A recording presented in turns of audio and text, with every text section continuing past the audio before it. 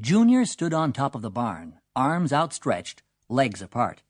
Strapped to his thin arms were wings made out of wire, old sheets, and staples, his own design.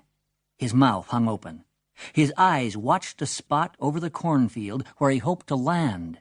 He appeared to be praying. "Go ahead and jump," his brother Vern called. "Give him time," his sister Maggie said. She was sitting cross-legged on the ground, painting her fingernails with a green magic marker. "Well, if he doesn't jump before Pap gets home, he won't get to jump." "Junior, Pap won't let you jump. If he catches you up there on the barn, he'll whoop you." Junior kept watching the small grassy clearing beyond the cornfield. He was trying to watch it long enough to make it his body's destination.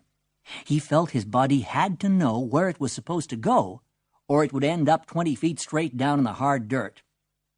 "Are you gonna fly or not?" Vern asked.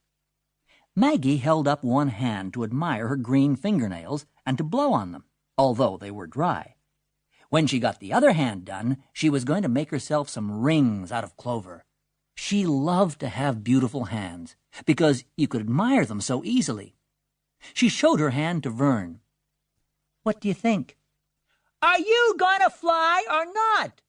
Vern asked again. Junior did not answer. His body was getting ready. He could actually feel strength seeping into his arms. The wings were actually becoming part of him, like a bird's. This was the third time Junior had climbed up on the barn and allowed Vern to tie on his wings. The third time he had inched his way out to the edge of the roof. But this was the first time he had felt his body actually getting ready to participate, the first time strength had flowed into his arms.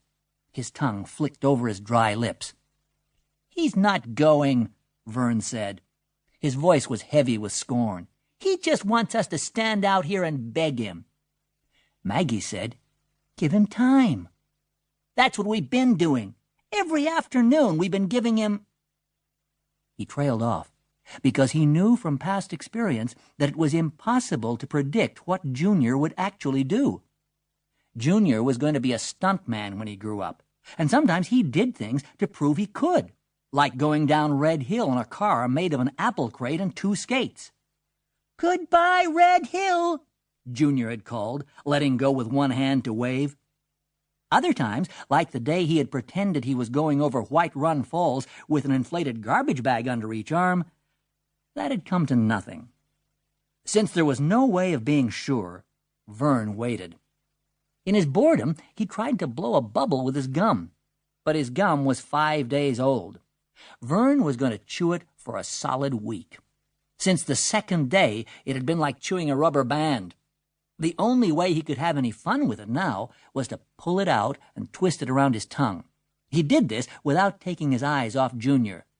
"Junior, you going or not?" he called.